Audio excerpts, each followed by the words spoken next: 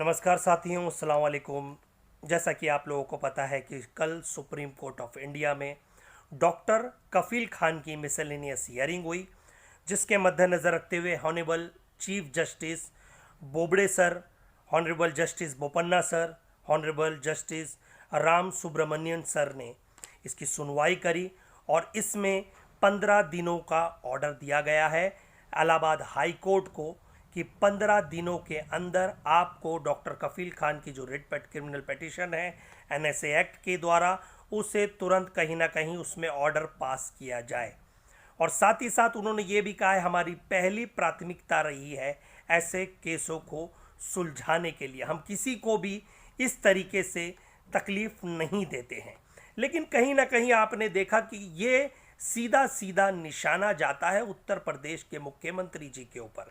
आपको पता है ये वही केस है बीआरडी मेडिकल कॉलेज, आप भली भांति जानते होंगे, जहां पर कई बच्चों ने अपनी जानें गंवाई थी ऑक्सीजन का बिल पेंडिंग होने की वजह से। लेकिन ये डॉक्टर, ये एक मसीहा डॉक्टर, जब अपनी जेब से खर्चा करके सिलेंडर मुहैया कराता है, बच्चों की जानें बचाता है, तो उत्तर प्रदेश के मुख्यमंत्री जी को ये बातें रास नहीं आती।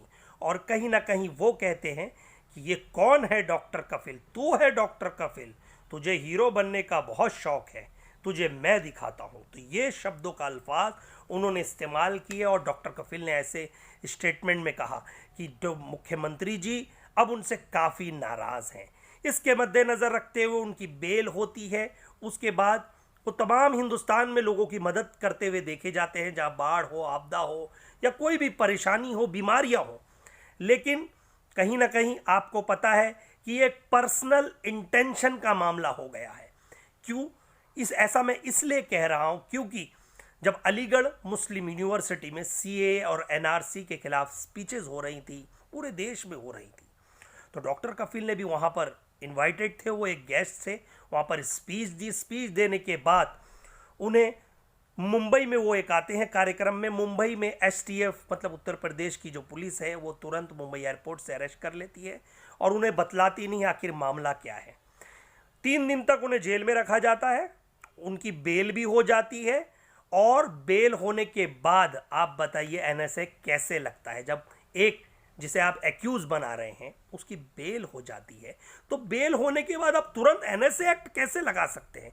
ये कहीं ना कहीं एक कॉन्स्टिट्यूशन का हनन है, डेमोक्रेसी का कत्ल किया गया। पहली बात तो ये।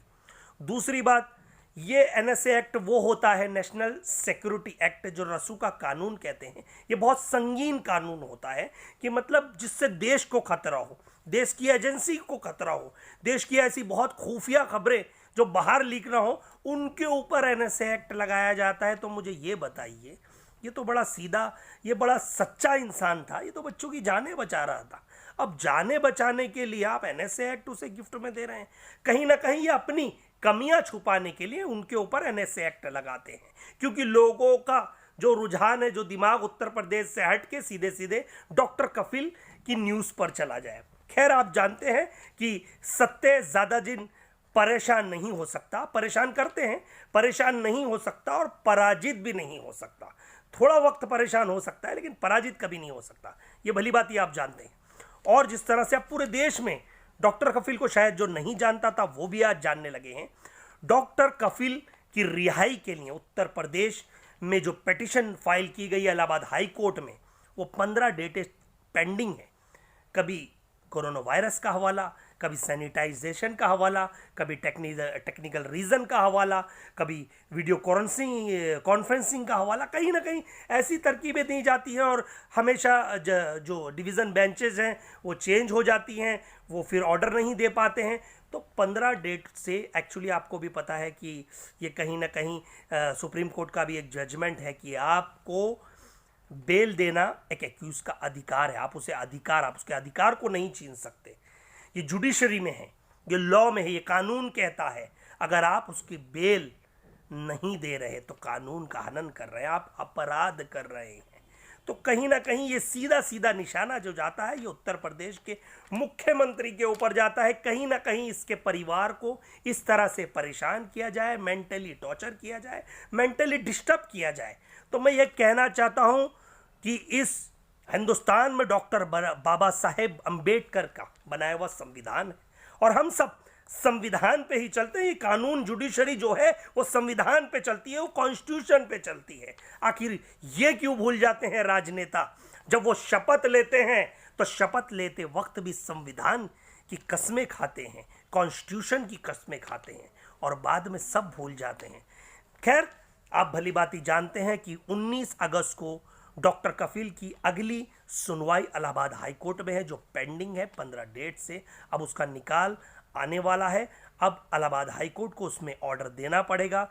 खैर, हम अभी देखना होगा कि अब वो उसमें क्या ऑर्डर देते हैं, उसे रिजेक्ट करते हैं या उनके सपोर्ट में वो उसका ऑर्डर पास करते हैं। लेकिन अब सुप्रीम कोर्ट ऑफ इंडिया ने, CJI chief justice of India ने इसमें संज्ञान लिया है कि किसी का भी आप हक नहीं छीन सकते, आपको ऑर्डर पास करना होगा।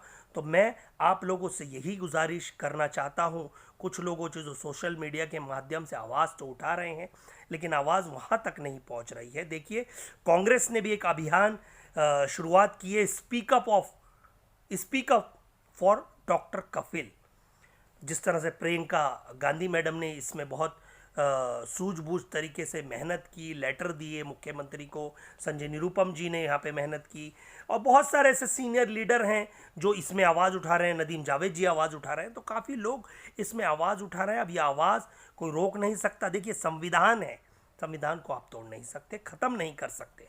और मैं जहाँ तक ये जानता हूँ, इस केस में इंशाअल्लाह ताला बहुत जल्दी NSA एक्ट को रिवोक किया जाएगा और डॉक्टर कफील को बाइज्जत बरी किया जाएगा। ये पहले भी कहा था, सत्य परेशान ज़रूर हो सकता है लेकिन पराजित नहीं हो सकता। ये उन लोगों के लिए लाइन है जो अपने पैसों पे घमंड, अपनी सीट और पावर का गलत इस्तेमाल करने वालों पे ये इशारा जाता है कि तुम्हारे पास दुनिया की दौलत है, तुम्हारे पास दुनिया की ताकत है, लेकिन संविधान से बढ़कर कोई ताकत और दौलत नहीं होती। याद रख लीजिए, लॉ जुडिशरी को आप हल्के में ना लें।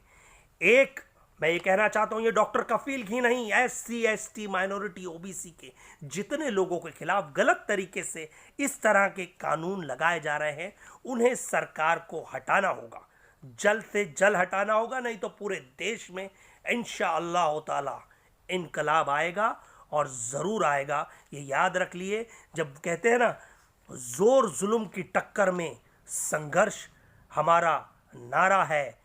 जब जब जुल्मी जुल्म करेगा, सत्ता के गलियारों से चप्पा चप्पा गूंज उठेगा इनकलाब के नारों से।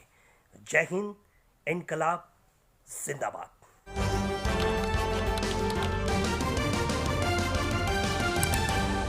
आपकी आवाज